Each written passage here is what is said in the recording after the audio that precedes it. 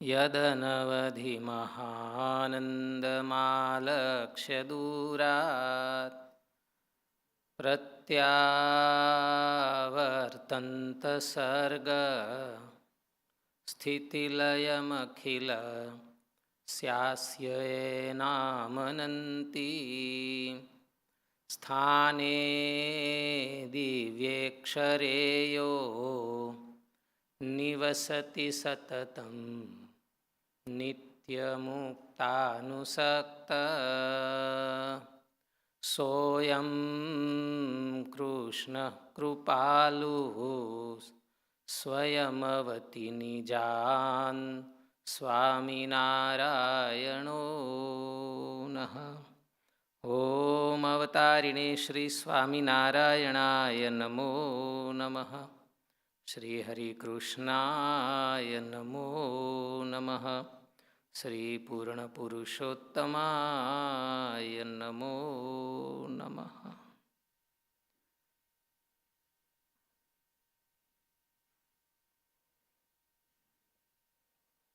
બ્રહ્મસત્રના ચતુર્થ દિવસના પ્રાતઃકાલીન સત્રમાં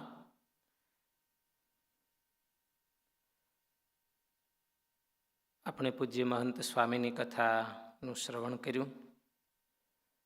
સ્વામીની કથાનું મનન આપણે કરીએ છીએ. કથાના મનનનો મહિમા શ્રવણ કરતાં પણ વધારે છે. એનો રેશિયો બતાવ્યો છે શાસ્ત્રોમાં. કેટલો રેશિયો બતાવ્યો છે? 1:10. 100 to 1000 એટલે 1:10. એટલે 1 કલાક કથાનું શ્રવણ કર્યું હોય તો કેટલી કલાક મનન કરવાનું? 10 કલાક. તો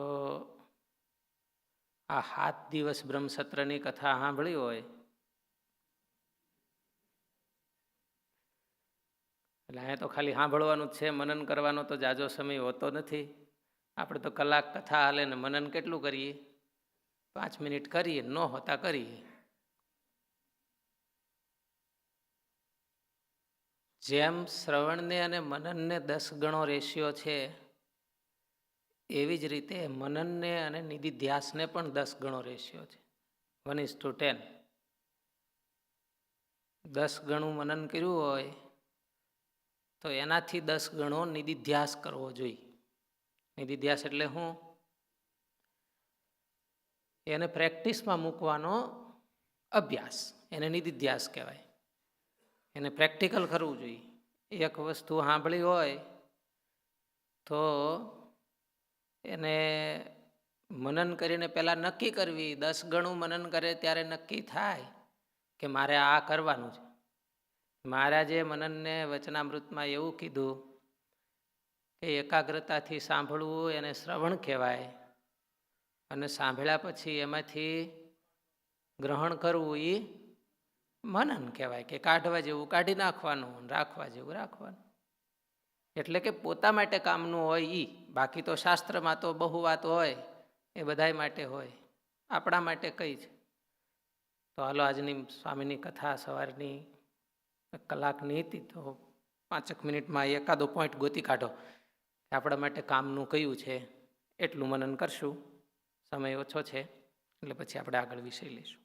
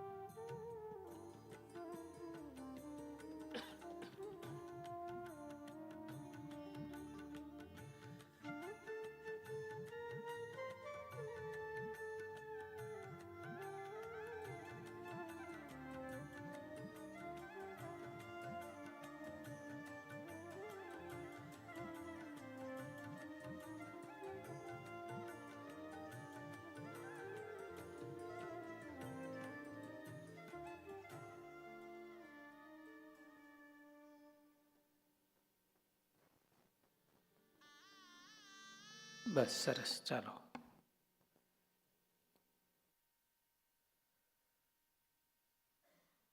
કોણ કહેશે હું મનન કર્યું?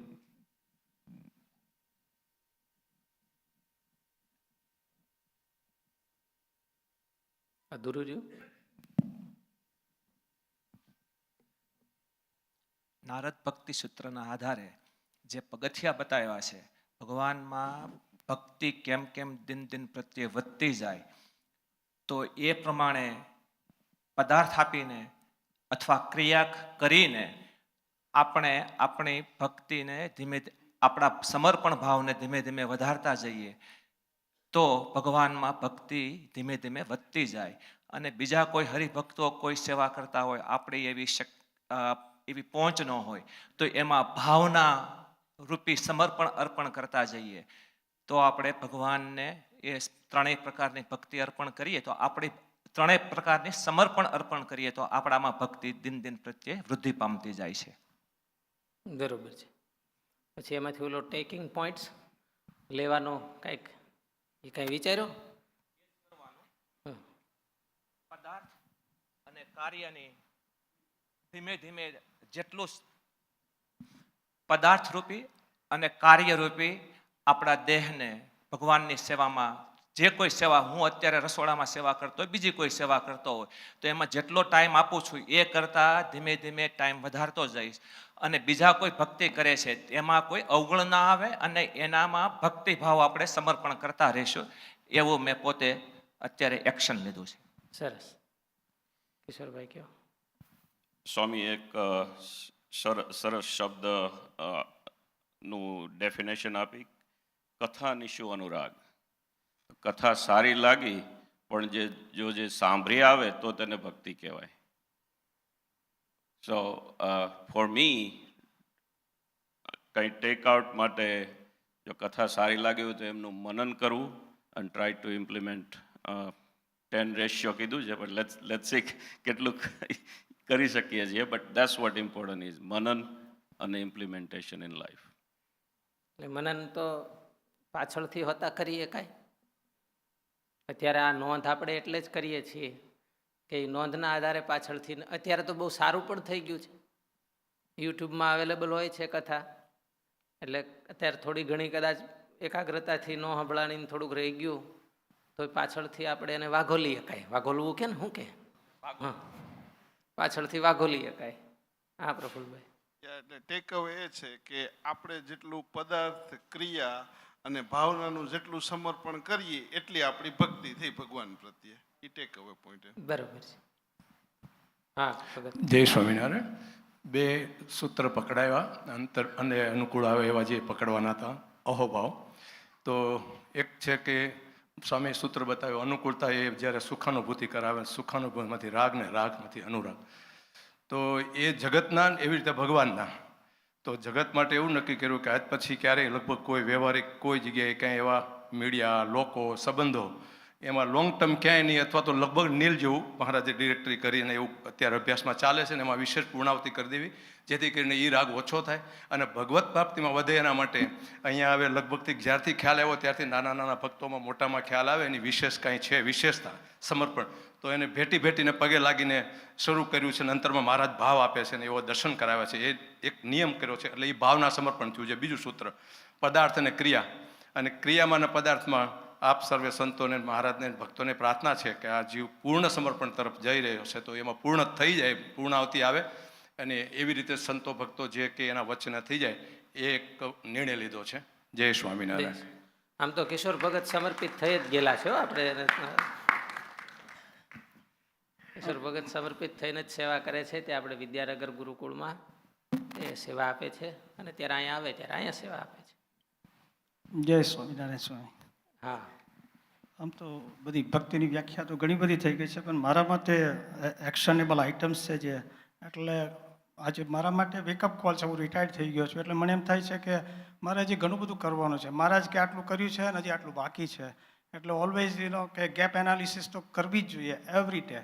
એટલે મને એમ થાય છે કે હવે હું મારો વધારે સમય ક્રિયામાં એટલે કે સેવામાં સમય ફાળવીશ. અત્યારે ત્યાં કરુણા ગુરુકુળ છે એટલા માટે એટલે કથા શ્રવણ એમાં થોડો ટાઈમ વધારે વાગશું, શાસ્ત્ર વાંચન, કથા સાંભળવી એમાં હું જરા બહુ જ વીક છું. એટલે પણ અત્યાર સુધી ટેક ઇટ ફોર ગ્રાન્ટેડ એવું થઈ ગયું હતું કે આપણે બહુ કરીએ. પણ ગેપ એનાલિસિસ કરીએ ત્યારે એમ લાગે કે આપણે ઘણું બધું કરવાનું બાકી છે. એટલે મારા માટે તો ઇટ્સ અ વેકઅપ કોલ. એટલે જય સ્વામિનારાયણ. સરસ. હા, નિષાદભાઈને આપ. જય સ્વામિનારાયણ સ્વામી. જય સ્વામી. 2-3 પોઈન્ટ આજની કથામાં બહુ સરસ મને ગમ્યા. કે સ્વામીએ કીધું કે અનુરાગ જો ભગવાનમાં થાય તો જન્મ મરણ મુકાવે, પણ જો અનુરાગ આ જગતમાં કે પદાર્થમાં થાય તો જન્મ મરણ લેવરાવે. બીજું સ્વામીએ કીધું કે કથા કેટલી સાંભળીએ નથી મહત્ત્વનું, પણ કેવી રીતે સાંભળીએ એ મહત્ત્વનું. અને ત્રીજું સ્વામીએ કીધું કે ભક્તિનું ફળ શું, તો ભક્તિનું ફળ એ ભગવાનમાં હેત વધવું જોઈએ એ. એટલે સ્વામી આમાં મને એવું લાગે છે કે કથા તો સાંભળીએ છીએ, ધ્યાન દઈને સાંભળીએ છીએ, પણ મનન જે અત્યારે આપણે ચર્ચા કરી રહ્યા છીએ એ તો લગભગ થતું નથી. એટલે હવે રોજ પ્રયત્ન એવો રાખીશ કે 10 ગણું તો નહીં થાય, પણ એટલીસ્ટ દિવસમાં એકવાર જે કથા સાંભળી હોય એનું શાંતિથી થોડું ધ્યાનથી મનન થાય.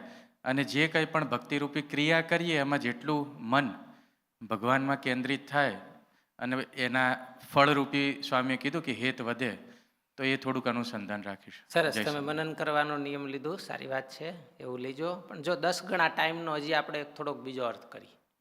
10 ગણું મનન કરવું એટલે હું કે 10 ગણો સમય તો કદાચ ઘણીવાર તમે દઈ ન શકો, પણ કથા સાંભળવી એ હેલી છે અને મનન કરવું એ એનાથી 10 ગણું કઠણ છે. એટલે મહારાજે જે મનન કરવાનું કીધું ને એ મનન કરવું ને એ 10 ગણું કઠણ છે.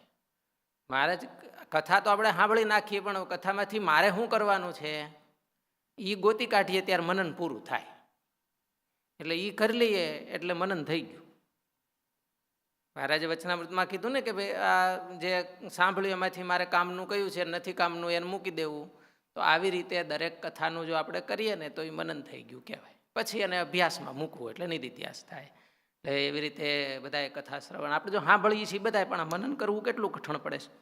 એમાંથી કાઢીને મારે શું કરવાનું છે એ કાઢવું બહુ કઠણ. બાકી તો આપણે કહી દઈએ કે સ્વામી આમ કીધું ને સ્વામી આમ કરવાનું કીધું ને આપણે આમ કરવું જોઈએ, આપણે આમ કરવું જોઈએ, મારે શું કરવું જોઈએ એમ નહીં. ભગત. જય સ્વામિનારાયણ.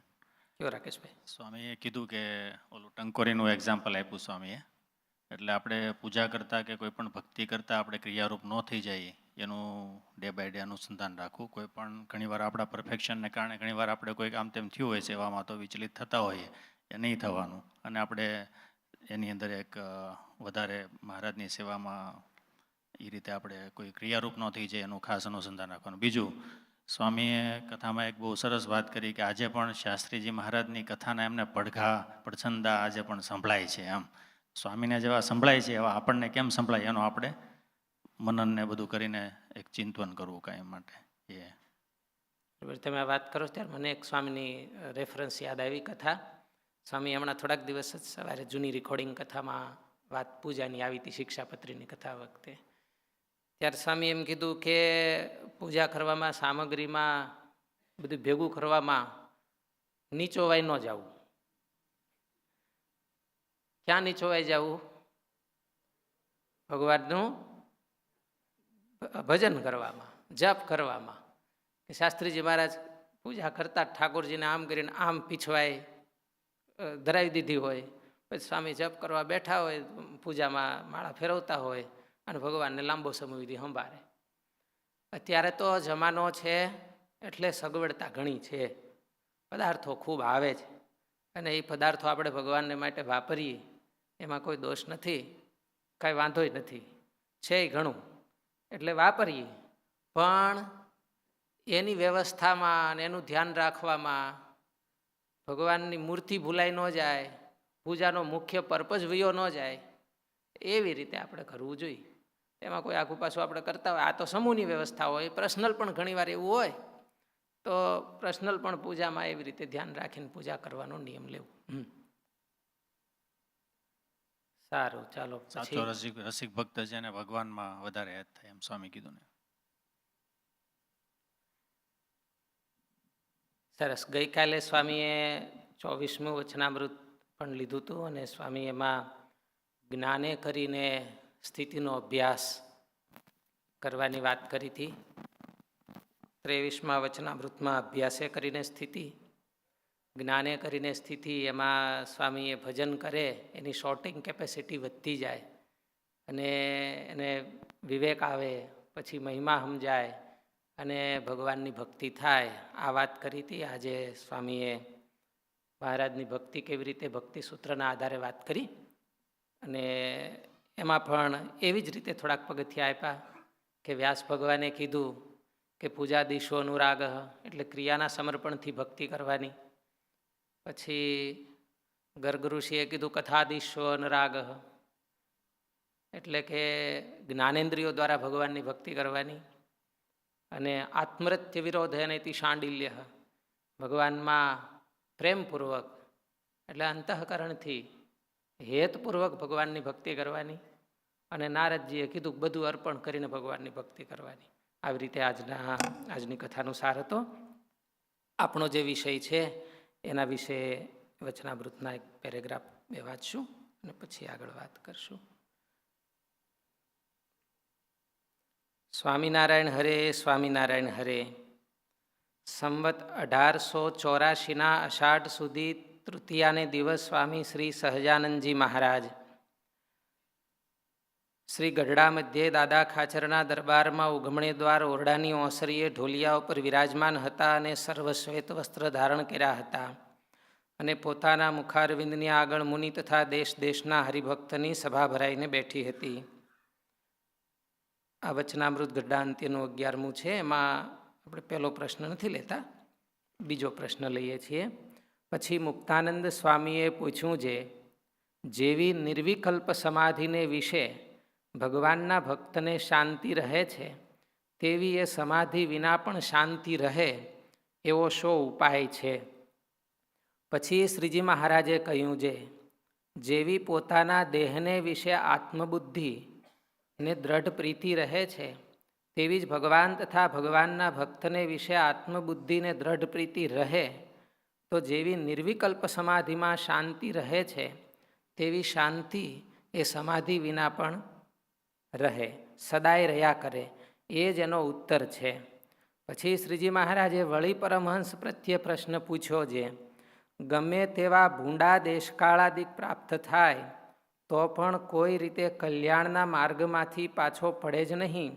એવો જે હરિભક્ત હોય તેને કેવી જાતની સમજણ હોય જે સમજણે કરીને એવી રીતની એને દ્રઢતા આવે છે, જે તેને વિશે કોઈ રીતનું વિઘ્ન લાગતું નથી.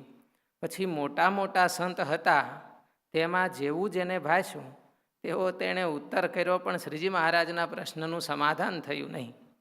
પછી શ્રીજી મહારાજ બોલ્યા છે, એનો ઉત્તર તો એમ છે જે જીવને જેવી દેહને વિશે આત્મબુદ્ધિ છે તેવી ભગવાન તથા ભગવાનના ભક્તને વિશે આત્મબુદ્ધિ હોય તો તેને કોઈ રીતનું વિઘ્ન લાગે નહીં અને ગમે તેવા દેશકાળાદિક ભૂંડા આવે તેણે કરીને એ ભગવાનને ભગવાનના ભક્ત થકી વિમુખ થાય નહીં. સહજાનંદ સ્વામી મહારાજની જય. પછીનો પ્રશ્ન છે એ પણ આને રિલેટેડ જ છે, જાનકીજીની જેવી સમજણ, અને વચનામૃત પણ એ ટાઇટલનું છે.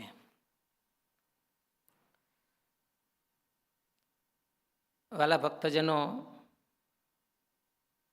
સત્પુરુષમાં આત્મબુદ્ધિ વિશે આપણે 3 દિવસથી ચિંતન મનન કરીએ છીએ. સત્પુરુષને ઓળખવાની પણ વાત આપણે ગઈકાલે થોડી જોઈ અને આપણા માટે બહુ સુલભ છે એ પણ આપણે વાત કરી કે આપણે ખૂબ ભાગ્યશાળી છીએ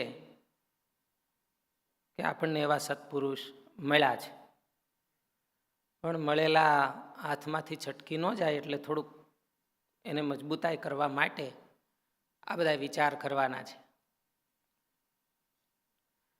મારા ભક્તો, ભગવાનના સત્પુરુષમાં આત્મબુદ્ધિનો મહારાજે જવાબ આપ્યો. મુક્તાનંદ સ્વામીએ પ્રશ્ન તો નિર્વિકલ્પ સમાધિમાં શાંતિ થાય અને એવી શાંતિ સદાય રહે એની વાત કરી છે. પણ મહારાજે જવાબ આત્મબુદ્ધિનો સોલ્યુશન તરીકે આપ્યો.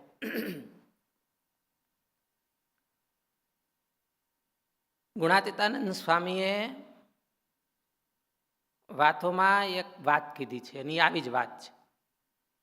એક હરિભગત ગાડી લઈને આવ્યા અને સ્વામીને કીધું કે સ્વામી ગાડીમાં બેસો. એટલે સ્વામી ગાડીમાં બેઠા એટલે એણે પૂછ્યું કે સદાય ટાઢું રહે એનો શું ઉપાય છે?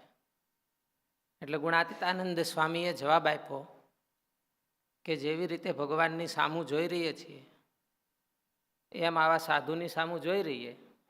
સ્વામી પોતે વાત કરે છે કે આવા સાધુની સામું જોઈ રહીએ તો સદાય ટાઢું રહે.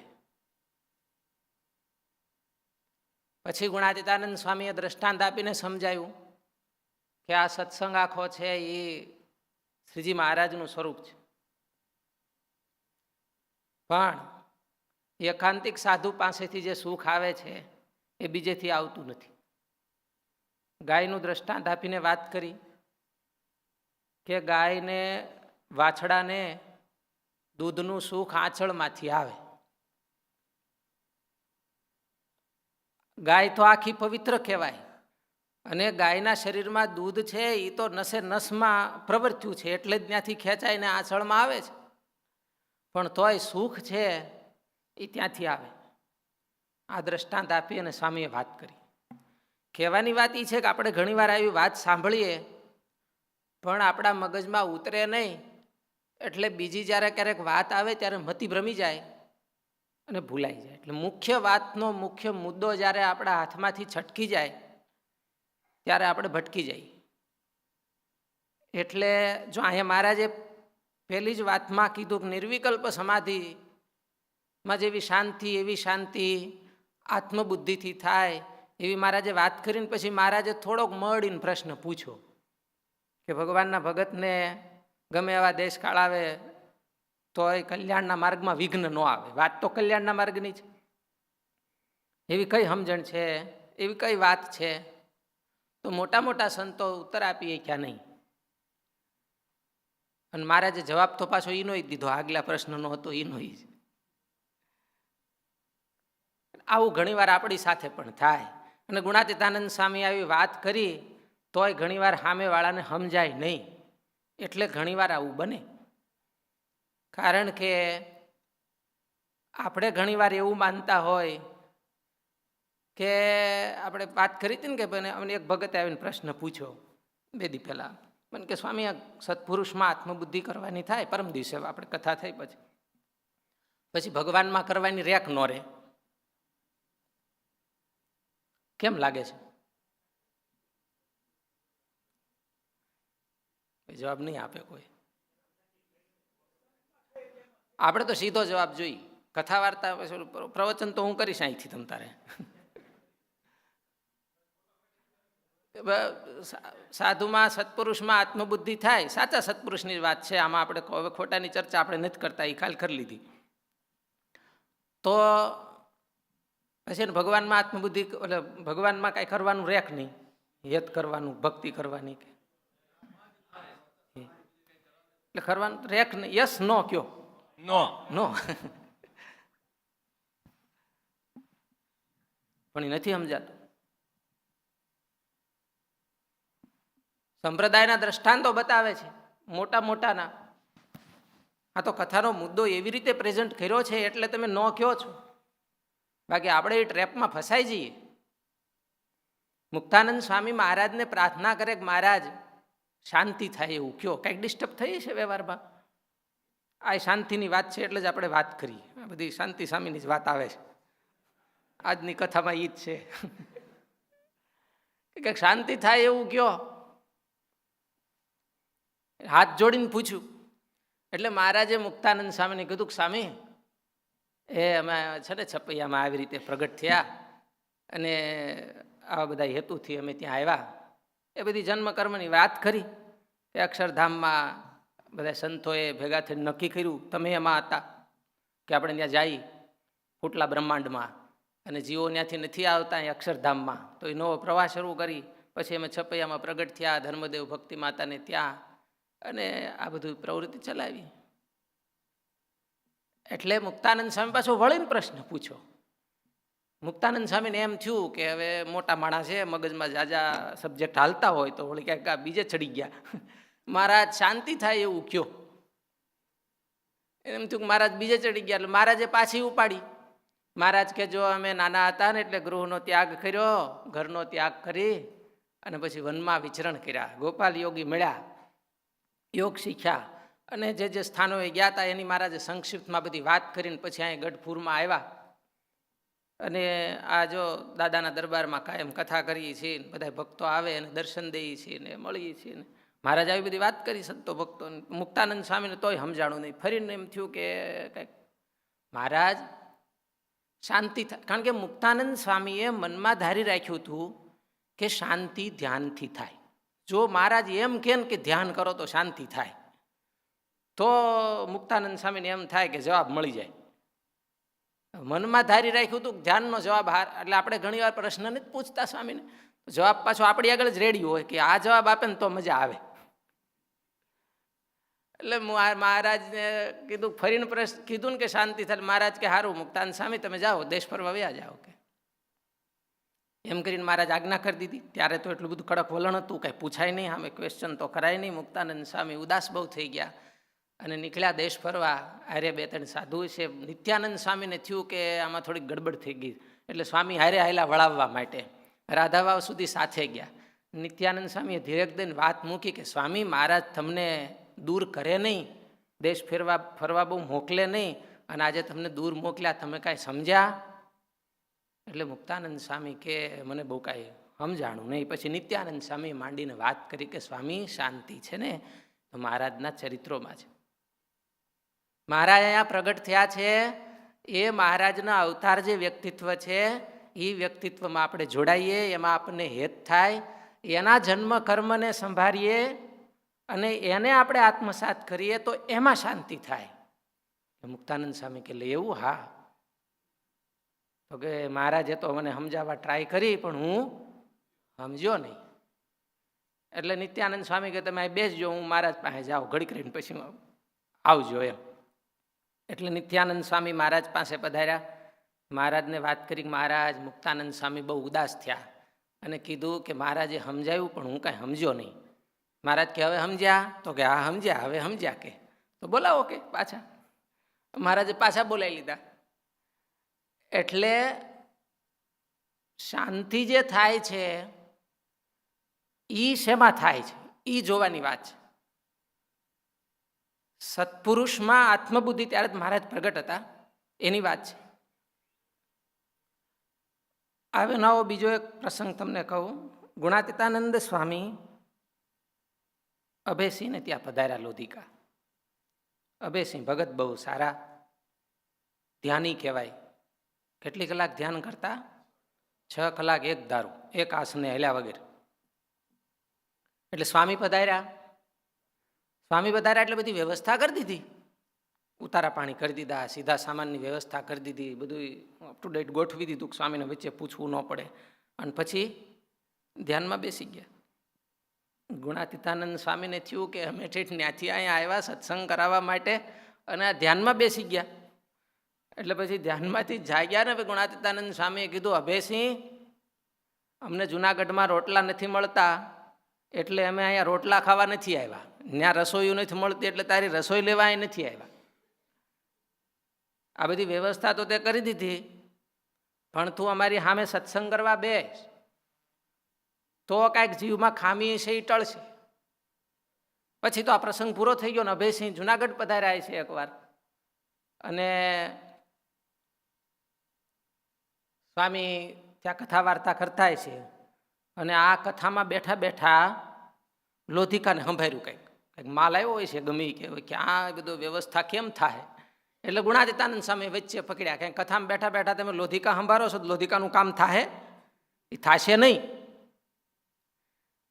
એટલે આપણે ઘણીવાર એવું હોય છે કે આપણું ધ્યાન, આપણું જે અંગ હોય એમાં આપણને એટલી બધી આસક્તિ થઈ જાય કે આપણને સત્પુરુષ છૂટી જાય. એટલે જ વચનામૃતમાં ગોપાળાનંદ સ્વામીને મહારાજે પ્રશ્ન પૂછ્યો મધ્ય પ્રકરણના 66મા વચનામૃતમાં, ત્યારે આ જ વાત કરી. અષ્ટાંગ યોગ અને આત્મદર્શન સિદ્ધ થાય છે એનું કારણ ભગવાન છે.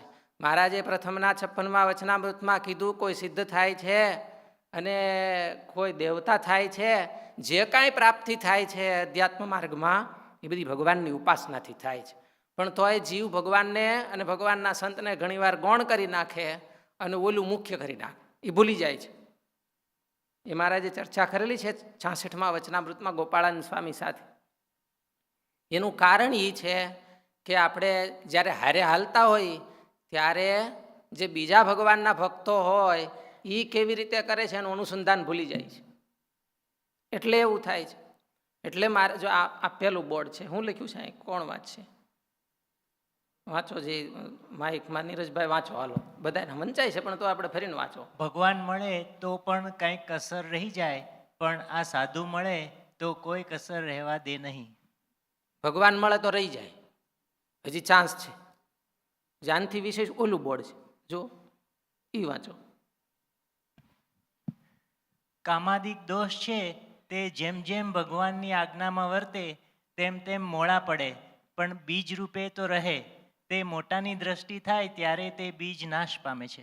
બોલો, જેના માટે આપણે સાધના કરીએ છીએ, કારણ કે બધાને વિક્ષેપ નડતો હોય કે આ બધું કતોહળ જાય ને તો હરખા ભગવાન સંભાળી, અને કતોહળ કાઢવા માટે આપણે બીજા પ્રયત્ન કરતા હોઈએ. આપણે બીજે ધક્કા દેતા હોઈએ દિવાલમાં, બારણું ખોલવા હાટું ધક્કા ક્યાં દઈએ?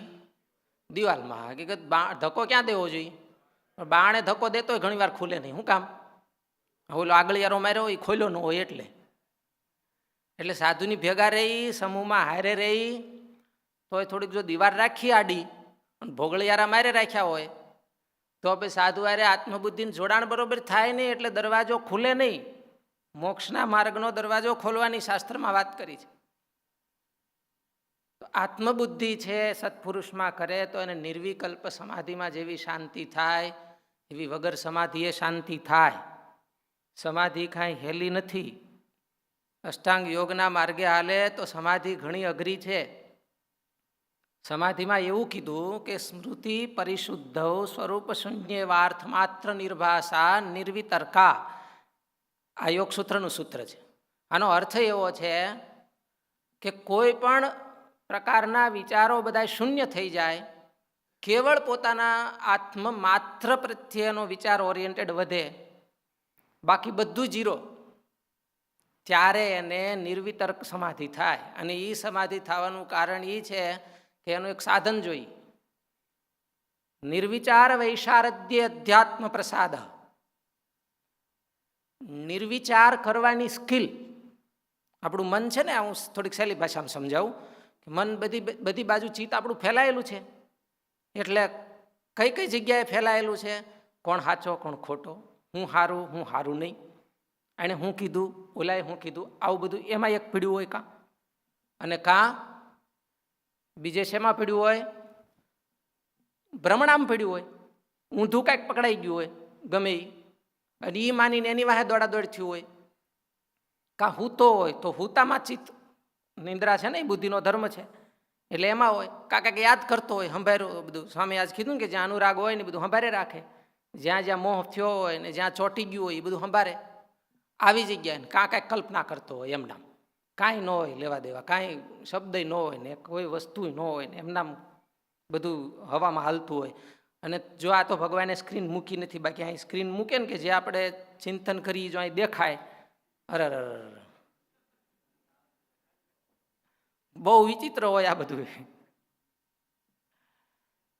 એટલે જ્યારે એમાં નિર્વિચાર વૈશારદ્ય આવે કે નિર્વિચારતાનું એક્સપર્ટ, માસ્ટરી, મનને ચિત્તને બધા જ વિચારોનો કંટ્રોલ કરી અને એક જગ્યાએ મૂકે, ત્યારે સમાધિ થાય. તો એ સમાધિ થાય તો પાછી શાંતિ ન થાય, બહાર આવે ત્યારે એવો ને એવો હોય. અને આયા મહારાજ કે કે જો એને ભગવાનને ભગવાનના ભક્તમાં આત્મબુદ્ધિ થાય તો એને થાય. એટલે તમને એમ થાય કે કેવી રીતે થાય, આમ ટેકનિકલી શું હશે, થતું હશે કેવી રીતે? એટલે મહારાજ કે આ વાર્તા છે ને કરામત જેવી છે. આની પછીનું વચનામૃત છે 11માં પછી 12માં કરામતનું. ભગવાનના ભક્તમાં જો હેત થઈ જાય અને એમાં જો આપણને આત્મબુદ્ધિ થાય તો જાદુઈ પરિણામ આવે. પણ આપણને એ પૂરું થતું નથી. આપણે કરીએ છીએ અડધું આયા ને અડધું ત્યાં, ડેડ કેન જેમ. માછલાને જેવું નથી. માછલા જેવું હોય તો થાય. એટલે આપણે અડધું હેત અહીંયા ને અડધું હેત ત્યાં, ડેડ કેમ બે જગ્યાએ ડ્રાવ કરે ને પાણીમાં કરે ડ્રાવ ને જમીન ઉપર એ ડ્રાવ કરે, બે જગ્યાએ મોજ હોય એને. અને માછલાને જમીન ઉપર ન મોજ હોય, એ તો કેવલ પાણીમાં જ જીવીએ. કે ઓલા ગંગાના કિનારે ગોળિયું નાખે માછલાને અને 1 ફૂટ છેટી હોય કાંઠા ઉપર પગથિયા ઉપર, પણ માછલું બારું ન નીકળે. બારું નીકળે તાળવું ફાટી જાય. બાકી તમે અંદર નાખો ઢગલો થઈ જાય, તમારે બધા આવે. એટલે એમાં આપણી જે આત્મબુદ્ધિની પ્રોસેસ હોય ને એવી હોય કે ભાઈ અમારું બધું હાલવું જોઈએ. આણંદજીભાઈની જેમ. આણંદજીભાઈનું આપણે એક ગ્રુપ છે ને હતા, આણંદજીભાઈને ઘરે મહારાજ પધાર્યા. એટલે મહારાજ કે આણંદજીભાઈ હા તારે અમને, અરે મહારાજ પધારો ને, અમને રાખવા. તો કે હા અમારા ઘેરે રોકાવો મહારાજ, અહીં થાળ કરો, જમો, ઉતારા કરો. મહારાજ કે અમને રાખવા હોય ને તો તાર ઘરવાળાને કાઢી મૂક.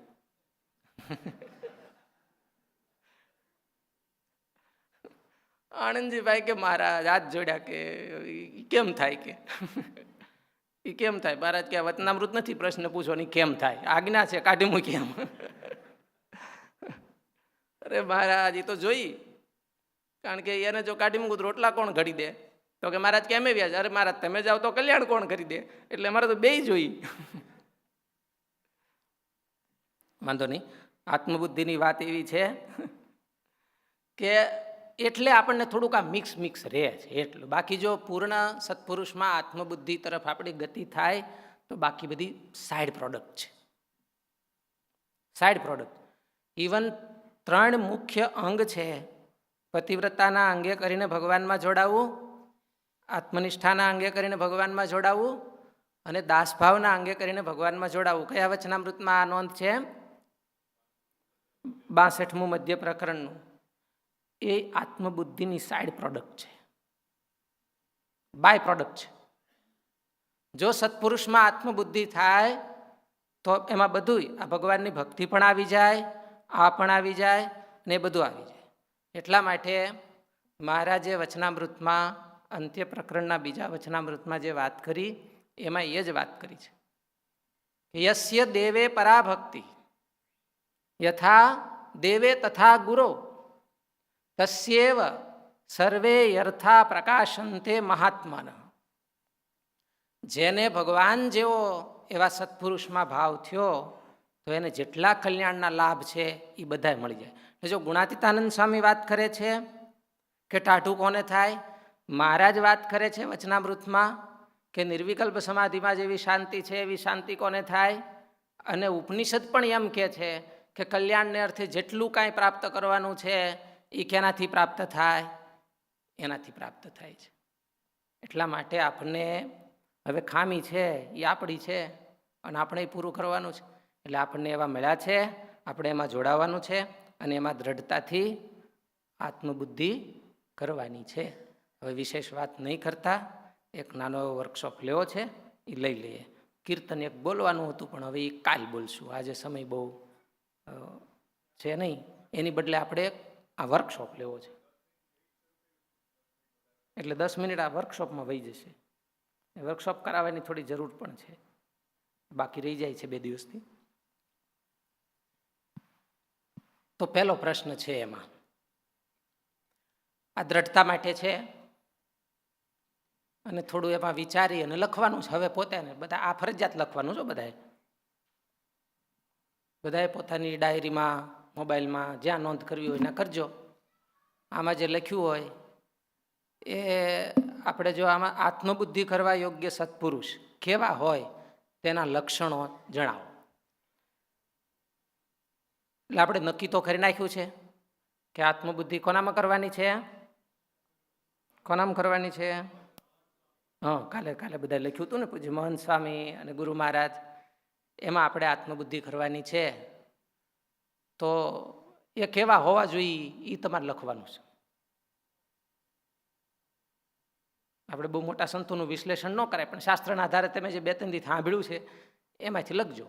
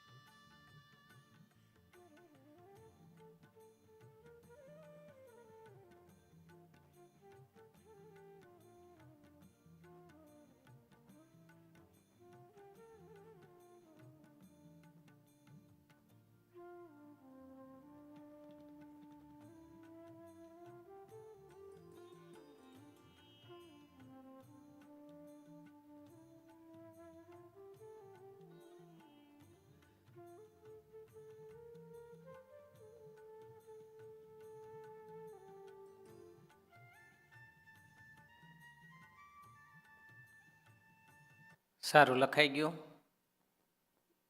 બે ભગતને બોલવાનું છે. ઓલા નિકુંજભાઈ દો ત્યાં પાછળ.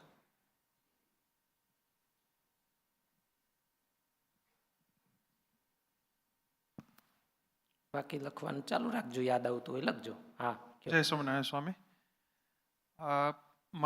આત્મબુદ્ધિ કરવા યોગ્ય સત્પુરુષ, જેને મહારાજમાં અતિ હેત હોય, મહારાજને યાદ કર્યા વગર એક પણ ચાલે નહીં, મહારાજના મિશનના કાર્યમાં નીચોવાઈ ગયા હોય, મહારાજ અને પૂર્વે થઈ ગયેલા સંતો મુક્તોની રુચિ પ્રમાણે જેને પોતાનું જીવન બનાવ્યું હોય, એક મહારાજને જ ઓળખાવાનું તાન હોય, પોતાને ક્યારેય આગળ ન કરે અને ભક્તિ સિવાય વ્યર્થ કાળ નિગમતા ન હોય, આવા સત્પુરુષમાં. બહુ સરસ. ચાલો, એકદમ.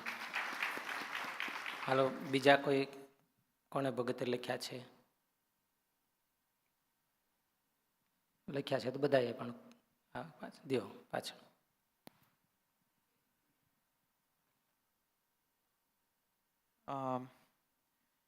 ભગવાન અને એમના સિદ્ધાંતોની ઓળખાણ કરાવે, પોતે પ્રથમ સેવક હોય, પંચવર્તમાને યુક્ત હોય, સરળ નિખાલસ હોય, બીજાને ભક્તિ કરતા જવો તો બહુ રાજી થાય એવા હોય અને એકાંતિક ધર્મનું પાલન કરતા હોય. એકદમ સરસ. ચાલો, એ સાચા સંતના જે બધા લક્ષણો છે અને સાચા ખોટાની ઓળખાણ વિશે આપણે ખૂબ કથાઓ સાંભળી છે અને એ પ્રમાણે તમે લખ્યું છે. હવે આપણો જે વર્કશોપ છે એની સાયકોલોજી જે દિશામાં જાય છે એ આ પ્રશ્નમાં આપણે સત્પુરુષ કેવા હોય એ વિચાર્યું છે. હવે બીજો પ્રશ્ન છે. બીજો પ્રશ્ન ડિસ્પ્લે કરજો જી. સત્પુરુષમાં આત્મબુદ્ધિ કરવા શું શું સાજ સમાજ જોઈએ મારે? બરોબર, મારે શું શું જોઈએ એમ આપણે એમાં વિચારવાનું છે કે ભાઈ મારે એમાં હેત કરવું છે તો મારામાં આવી આવી યોગ્યતા હોવી જોઈએ અને આટલું આટલું કાંઈક હોવું જોઈએ. તો એવું એની નોંધ ને એનું લિસ્ટ કરવાનું છે 2-3-4 મિનિટમાં.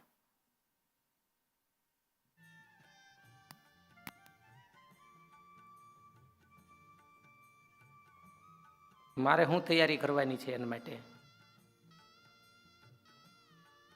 નોંધ કરવાની છે.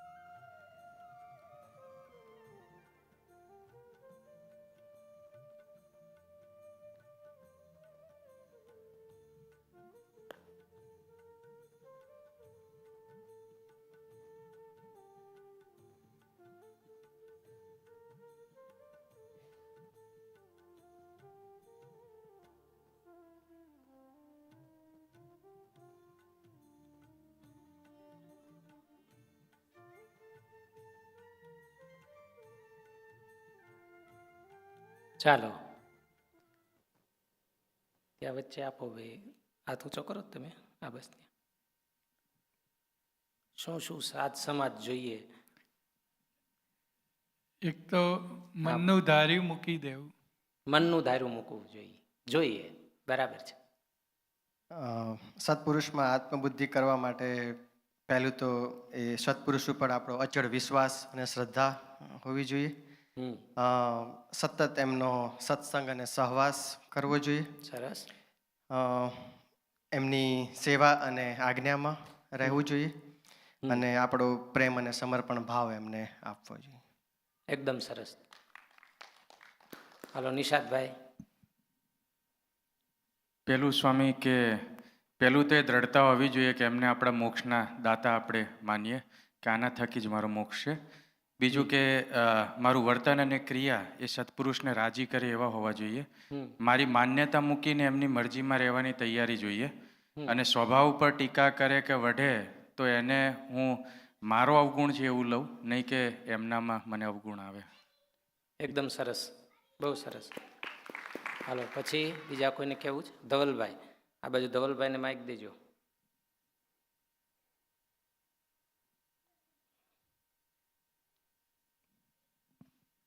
જય સ્વામિનારાયણ. સત્પુરુષની આજ્ઞામાં રહેવાની અને તન મન ધનથી સમર્પણ કરવાની, કહેતા કે એમના વચને નીચો હોઈ જવાની તૈયારી હોવી જોઈએ. બીજું કે રેગ્યુલર એમના કોન્ટેક્ટમાં રહેવાની તૈયારી હોવી જોઈએ. અને મારી ખામી કોઈ પણ હોય તો એને કપટ રાખ્યા વગર એમની સામે રજૂ કરવાની તૈયારી હોવી જોઈએ.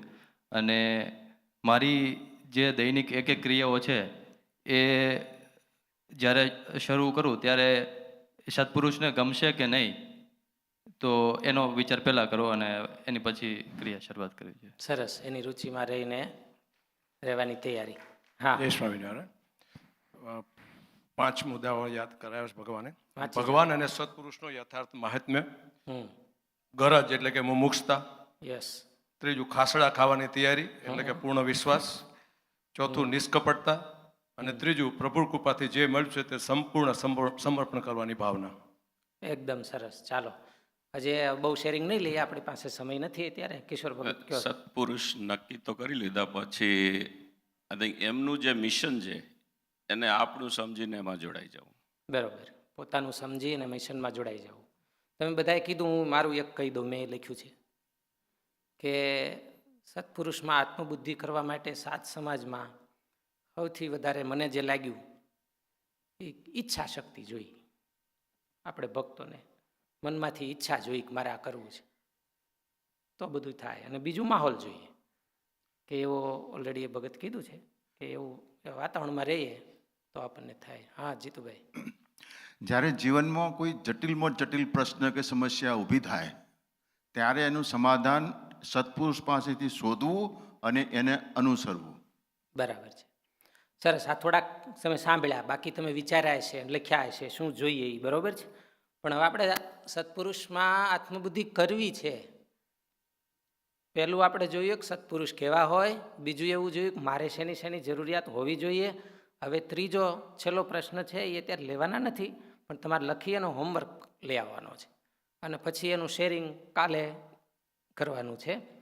સત્પુરુષમાં આત્મબુદ્ધિ કરવામાં હું ક્યાં અટકું છું. એટલે વ્યક્તિગત થઈ ગયું. આ ઓલું તો આપણે જનરલ જોયું કે આવું આવું જોઈએ, પણ હવે વ્યક્તિગત કે મને હું કઈ જગ્યાએ અટકું છું કે જેથી કરીને મારે નથી થતું, તો એની નોંધ કરી અને એનું સોલ્યુશન વિચારી અને આગળ એના વિચાર કરી અને આત્મબુદ્ધિના માર્ગે આપણે આગળ વધશું.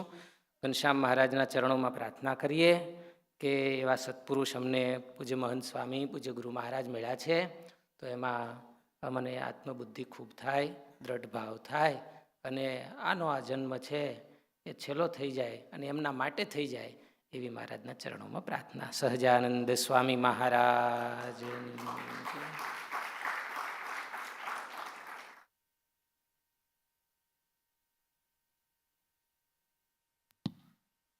દર વખતની જેમ આજે પણ